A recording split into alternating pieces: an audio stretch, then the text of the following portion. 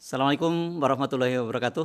Apa kabar Anda semua? Lama tidak berjumpa dan saya Herzun Arif dari Forum News Network akan berbagi satu cerita yang cukup menarik, kisah yang cukup menarik. Saya baru saja mendapat kabar yang cukup menarik berkaitan dengan hasil pemilihan presiden tahun 2019 yang sempat disengketakan di Mahkamah Agung, dan gugatan ini diajukan oleh Ibu Rahmawati dan kawan-kawan, dan yang menjadi objek gugatan adalah peraturan KPU nomor 5 tahun 2019 tentang penetapan calon presiden dan wakil presiden terpilih. Dan seperti kita ketahui dalam pasal 3 ayat 7 peraturan KPU nomor 5 disebutkan bahwa dalam hal hanya terdapat dua pasangan calon dalam pemilu presiden dan wakil presiden, KPU menetapkan pasangan calon yang memperoleh suara terbanyak sebagai pasangan calon terpilih. Nah, objek keputusan KPU inilah yang digugat oleh Bu Rahmawati dan kawan-kawan. Beliau berdasarkan data yang saya punya, beliau melakukan register atau mendaftarkan gugatannya pada tanggal 14 Mei 2019. Dan kemudian pada tanggal 21 Mei 2019, KPU memutuskan bahwa pemenang pemilu atau Pilpres 2019 adalah pasangan Jokowi Ma'ruf Amin. Nah, yang menarik kemudian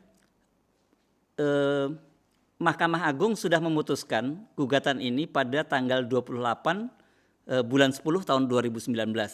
Tetapi kalau kita membuka direktori dari Mahkamah Agung, keputusan itu baru diupload pada tanggal 3 bulan Juli 2020.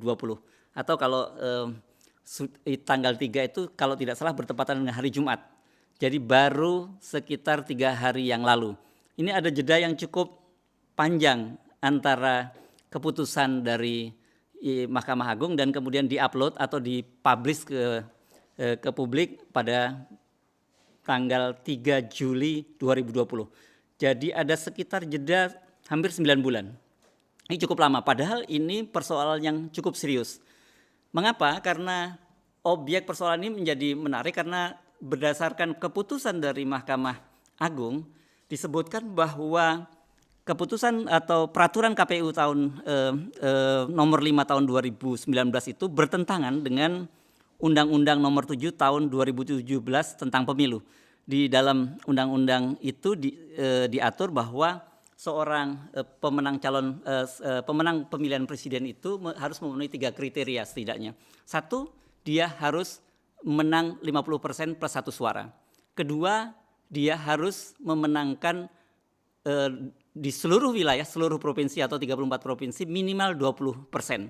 Dan yang terakhir, dia harus menang setidaknya di separuh plus 1 dari seluruh provinsi.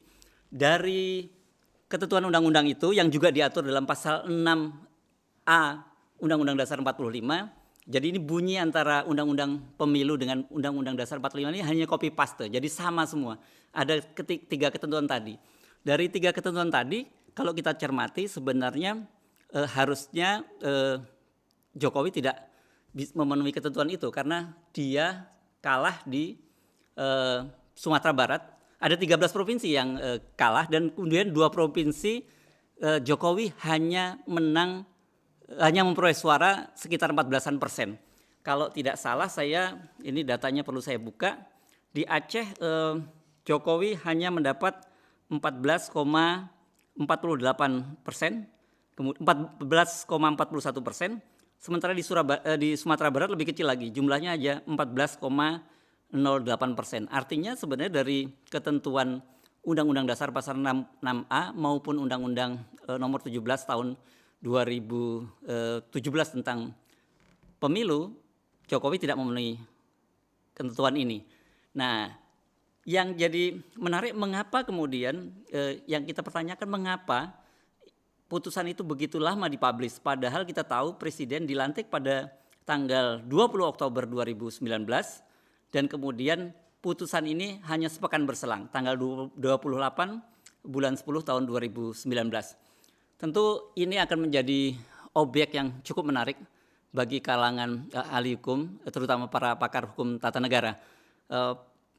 Diskusi-diskusi ini saya kira akan menjadi wacana publik di tengah situasi COVID yang sekarang sedang melanda. Nah, saya beberapa waktu ke depan akan coba terus mengupdate ini, dan saya akan coba menghubungi Ibu Rahmawati sebagai penggugat, dan juga tentu menarik kalau kita diskusikan dengan para ahli hukum tata negara. Nah, melalui channel ini terus ikuti, karena Forum News Network akan melakukan update-update bersama saya tentang berbagai persoalan politik, termasuk juga masalah-masalah ketatanegaraan yang sekarang sedang gonjang-ganjing. Sampai berjumpa dalam episode berikutnya. Assalamualaikum warahmatullahi wabarakatuh.